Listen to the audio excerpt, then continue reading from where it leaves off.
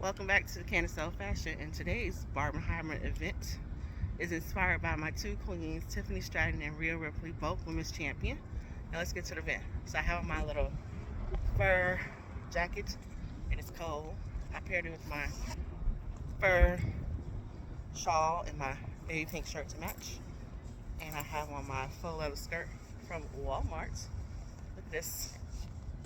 Yes, did I rock the Walmart fashion at Walmart? Yes, I did. And I paired it with my heels.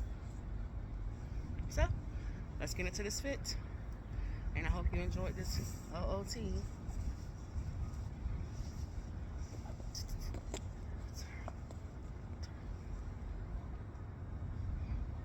I learned a word that says enjoying the sun during winter. It starts with an A, and I forgot it already, but definitely feeling that word right now.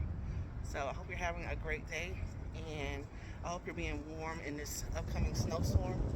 We're gonna get snow here in Atlanta on Friday, and I can't wait. So, toodaloo.